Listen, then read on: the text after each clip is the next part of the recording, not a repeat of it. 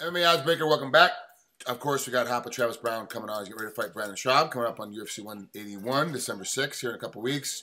He's right in the middle of a post-workout meal, pre-workout meal, or just eating because you're a fat heavyweight? Yeah.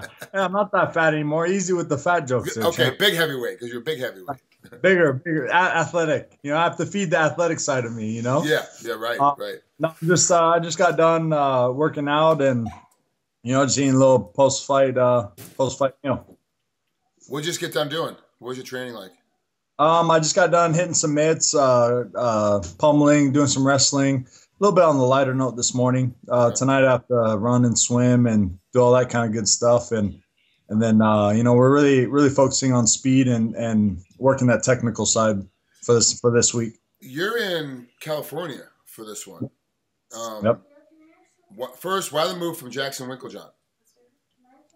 I from my fight with Verdum, I saw holes in my game. I mean, it's very apparent. You can watch that fight and anybody can see them. So, I watched that fight and I see what I needed. And then I sought after a trainer that I feel like could give me that, and that's Edmund. I watched him on the countdown with Jake Ellenberger, and watching how his legs were under him, the combinations he was throwing, and listening to him speak and his philosophy and understanding about fighting was really what drew me to him. Was it tough making the move from Albuquerque to Glendale for this? I mean, it's two different mentalities, it's two different lifestyles, it's two different weather climates. I mean, was it a tough move? Yeah, man. Not necessarily like in the physical sense, like climate and all this kind of stuff, because at the end of the day, one of my first coach, Eric Del Fiero, told me, he said, I should be able to wake you up at 3 o'clock in the morning, and it doesn't matter what's going on, but you're fighting. Yeah. I mean, Eric's smart too. He's another great coach. It's like you've had a lot of really good coaches between Eric, then moving on to Jackson Winklejohn, and now going into with Edmund. But you specifically had to search out Edmund because you saw the holes in your game. Was that difficult for you to look at and go, look, that I really got to fix this? Was it tough for you to go, there's an issue that I got to now move to fix this issue? Yeah, man. It took a long time for me to make up my mind, and it really took until right before I started my camp to make that decision. I'd been working with Coach Edmund for a couple months at that point, and I was trying to weigh my options. I love Coach Jackson, Coach Winklejohn. I love all my brothers and sisters out there that I've grown close to in the fight game, and I wish them nothing but the best for them. This is just the next step in evolution for me as an athlete and me as a fighter. Brendan, your opponent is literally right down the street. I mean, he's just a couple of miles from where you train. I mean, he's literally right there. So for him to get information, what's going to happen, where you're going to be, he's trained at Glendale Fight Club before himself. Like, it's not like he knows the area. It's not hard for him to get info and find out how you're training and what's going on. Does that go into your mindset at all in the middle of this training camp that he can more? Not saying he's going to put a spy. He's got a spy in your camp, but it's a small group. There's very few MMA guys in reality that live in the greater Los Angeles area, and that's where you are now. Yeah, I mean, he's more, I'll pull up a chair for him if he wants to come watch me train. It doesn't matter, man. It doesn't matter. I'll sit here and he can have a front row seat, but it all changes when you get in there and you start moving around. I love that about you too, because you're from the same mindset I am. The biggest secret in mixed martial arts is there are no secrets. Yeah, everybody knows what everybody else is going to do. So you can literally, my practice can be from 2 to 4. Your practice from 4 to 6. You walk in and watch me as you're warming up, and I watch you as I'm cooling down, and it's not going to change anything that's going to happen Saturday night. It's all still going to come down to who implements better, who trained harder throughout that camp. You may know what I'm going to do, but you may not be able to stop it, No, exactly. Other than your boxing and with Edmund, and obviously, understanding what he's saying and being very comfortable with him, what other things has he brought to you besides just a striking game? The mentality of a fighter, me and him clicked very, very quickly about all this, and he has that style where you either believe in him as a coach, just like I believe in, Ricky Lindell has that, Neil Melanson has that. You either believe in them 200%, or you're just kind of wishy-washy. And then it's like, why even be there if you're not impressed by them on a daily basis? You know, when I work with Neil, when I work with Ricky, when I work with Edmund, it's all that same feeling of, you know, at the end of the day, I want to make my coaches proud. You know what I mean? I want to go out there and really show what they've taught me. And I don't care if maybe the crowd or even my opponent's impressed or anything like that, or if they're not impressed. All I care about is that my coaches are impressed, that they're like, man, you really did what we worked on, and you pushed it, and you made me proud. Hey, that's fine with me. You know what I mean? And usually though, when that happens, it's me winning a fight. Right. Exactly. And that's usually because the coaches you've had are great. They're not just great coaches. They're great, you know, game planners. So if you listen to the game plan, you're going to win. It's just making sure that you believe in them enough. And you couldn't have said it better. I mean, actually, any young fighter at home listening to this interview, anybody that's got a young fighter in their life, get them to listen to this interview, because no one else can say it better. If you don't believe 100% in your coaches, then you're screwed from the very beginning. You're going through doubts and you're going to get crushed. Are you still working with Neil? Is he coming up from San Diego into LA to train? Yeah, he's every week, man. Giving me a couple days a week, and it's been. You know, this fight, we've been working on the normal, like, you know, game planning for certain positions, but we've also opened up the doors to some offense.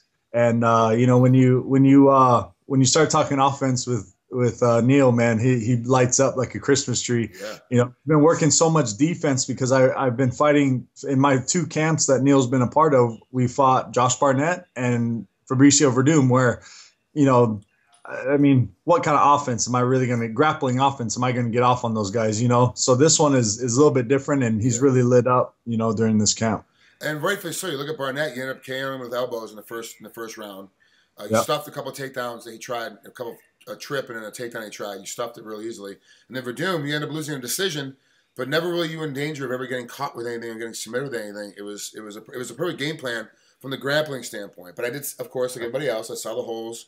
And you're moving to correct them, and it makes sense. Now, what was it like the first time you walked into Glendale Fight Club? What was it like walking in there, you know, knowing that Ronda Rousey is right next to you, and the 4 horsemen are right there, and Leslie Savage is in there with his camera, always filming everything of the girls, and all of a sudden you're like, hey, I'm Travis, I'm over here, I fight too. Like, was it any of that where you're like, I'm kind of in the corner, like, I don't, you know, was it any of that, or was it like immediately you're like, okay, that's their thing? And I'm just not part of that thing, but I'm part of everything else that they do. Yeah, well, I'll tell you, you know, when you're the new guy in the gym, you know, you need to make you either do one of 2 things. You either, like, you know, play the part of the new guy and is like, you know, that like, hey guys, it's me over here sitting in the corner. What are you guys up to? Or you go out there and you really start, you know, showing your skills and the improvements, and you humble yourself, and you know, the first day that I was there, there was a guy there named Melsick, and, you know, coach was showing me how to punch a heavy bag. I never really learned how to punch a heavy bag. And Melsick, who's, you know, 24 years old, 145 pounds, was hitting the bag harder than I was. You know what I mean? And so for me, it was one of those things where, you know, I went in there with a humble heart, like I had in order to make that change, you know, in order to put myself there.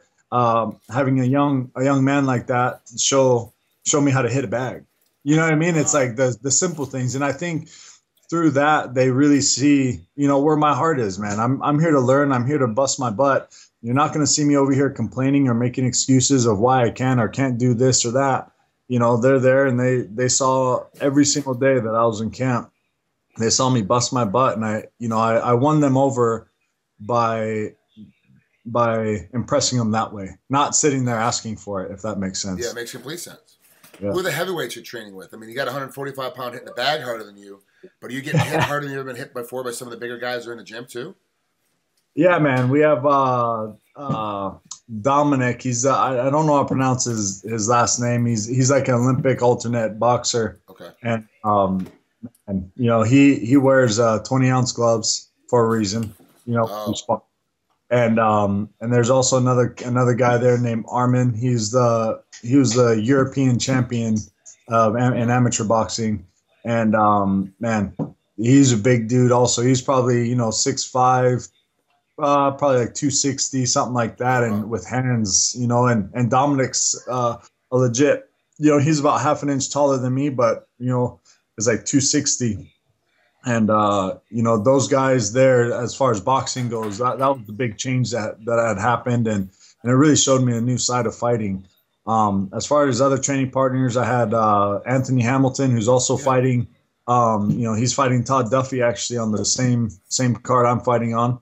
He came out for a good week or so. And then I also had Cody East come out. Cody East, man, you guys got to look out for him. He is a beast. He is so strong. He is, the strongest person that has ever grabbed me. Like, when you're grappling, when you're wrestling and stuff, and somebody just grabs you and you're like, you have that moment of like, what the hell was that? You know what I mean? That's the guy. And he's young and he's learning and he's up and coming too. But Cody East, man. What's it like getting hit by these bigger guys? I mean, he's wearing 20-ounce gloves. I mean, do you have a full headgear on? I mean, obviously you have a mouthpiece on, but you have full headgear on too? To keep I have full headgear, face mask with the bar across my nose. And I said, Coach, man, I don't really need that. He's like, no, you're going to need it. And I said, okay. And I needed it, bro. These guys were freaking good, man. And they made my camp. They made me realize, and that sometimes you get that moment of like, I thought I was good, until I'm like going against these guys and I'm in their world. We're not talking about MMA. We're talking about boxing. You know what I mean? And I'm in their world, and they're doing a really good job of frustrating the hell out of me and making me feel like I don't know shit about the fighting game. You know what I mean? So it's like, man, it was an eye-opener and it was a motivator. I started going in there after the first time that I sparred with both of them. And, I was determined to not only just survive, but also to get offense on these guys. And I was successful. Wow. Good for you. That's a testament. A lot of people have been talking about how good Edmund is, obviously, with Ronda, and that, gave him the limelight, and Glendale Fight Club. And now you have a heavyweight over there who's getting ready to bang some people out. Do you see this being the place now, like the new next gym that everyone's going to start gravitating to? Because you left Winkle John Jackson's, which is a great, highly touted camp. You moved over there to go to Glendale Fight Club for Edmund. Do you think other people will start following you? I think they're gonna have a hell of a time, man. Because the one thing about this gym is that he takes on people that he really believes in, and it's not just a coaching job to him. It's his heart, and you can tell that he puts his heart and soul into his fighters, and he really cares for them. And it's more than just a coach and athlete, relationship. And if he, it's one of those things, man, where like, at first he held mitts for me, and I was like, oh, cool, that's cool and stuff, this and that, and then really noticing and seeing the people that were getting turned down by him, I'm like, wow, he was on board with me, from the get-go. Can you name some of the guys he turned down? I don't really know. I don't know necessarily, like, I didn't see him come in the gym and do this, but he mentioned a couple people. I don't really remember. But I remember feeling like, wow, man, like that's a decent fighter. You know what I mean? And he turned it down. And even with my training partners, I said, hey, coach, what about these guys coming in and training? And he said, yeah, that's great. Make sure they bring their own coaches, because I'm here to coach you. I'm not here to coach them. And, it's like his philosophy is, if I can't put 100% into you, then I don't need to be coaching you. And that's an old boxing style. Like, you'll show up at, like, you go up to, like, Wild Card Boxing with Freddie Roach. You walk in there, and there's 50 boxers and 50 coaches in there. You're like, why the hell is there so many damn coaches? Because coming from a wrestling background, there's 20 wrestlers, there's 2 coaches, and that's just how it is. Maybe 3. You kind of get your way through it. These guys, like, everyone's got their own style. Everyone's got their own game, and that's kind of Edmund's approach. And now I understand it a little bit better, because now you explained it to me. I get what his philosophy, his mentality is. I'm giving you everything I got.